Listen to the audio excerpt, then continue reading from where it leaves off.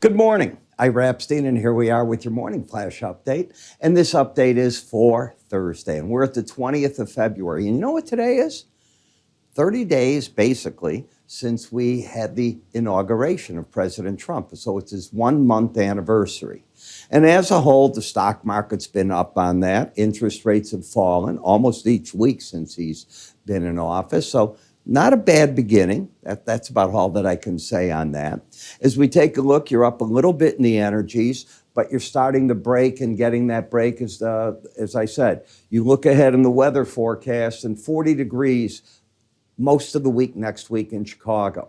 We're right now 5, and that's without wind chill. So this gives you an idea. We've had 3 days of this deep freeze. Texas has had it. It's moving, as you know, east in the country. They'll get that, and then following what we get, they'll get to the warmer weather. So it is coming, folks, and you ran up sharply, a 2-year high in natural gas off this, so keep that in the back of your mind. You know, one of the things you got to think of natural gas, if the United States and Russia were to find a way out of Ukraine, and Ukraine joined in, and Europe joined in, I mean, there's a whole crazy thing you've got to put together here.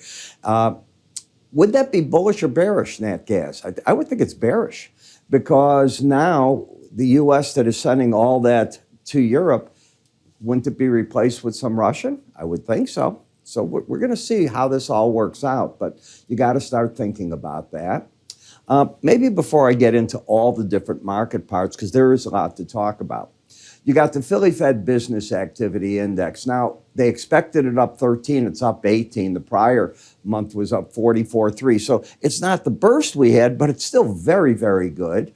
The prices paid took off. The prices received also came in higher. So I don't know what you do with that. The employment index up, but not as strong as it was. Same in new orders. The shipping index too. So we're following through, but it's not as strong as it had been. In jobless claims, I was watching today as some of the people from the U.S. Claims Department were on Bloomberg and giving an excellent explanation of this. And they said all the DOGE people, they're going to be regional. And in the scheme of things, because of the millions of jobs included, don't look for a big bump in this, all right?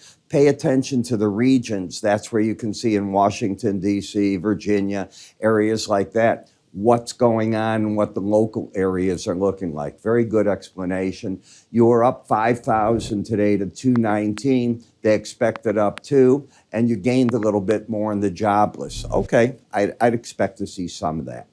Fed President Goolsbee is going to speak at 8:30 this morning. The Conference Board's going to release their January leading coincident and lagging indicators at 9. We're going to get the EIA natural gas numbers. They're looking for 185 billion cubic feet out, about 40 billion more than the average, the cold weather. And we'll get today, day late, the EIA petroleum estimates for the stockpile. So you want to pay attention to that.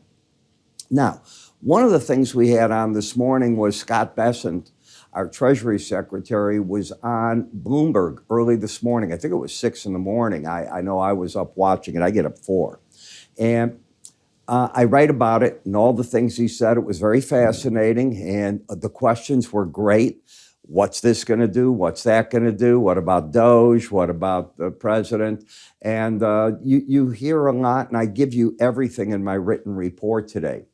In the dollar index, down a bit as currencies are bouncing around today. And, you know, I've got a special report on our website out on the dollar. This break is all fitting in to a zone right below the market that it can go to try to find its support.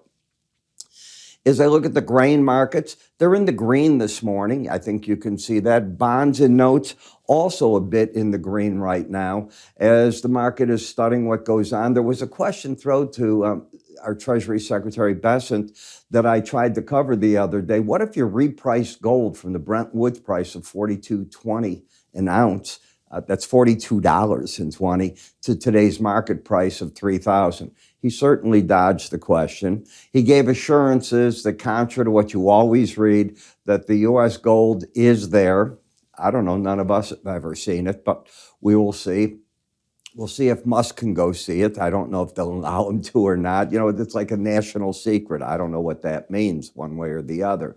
But that's where they're at. We carry it as what, 75 billion on the sheets. So, you know, that's very not realistic. But if they increased it, then the money would be used to find ways to pay for things, right? But it's not really cutting expenses. I don't think they want to go down that road.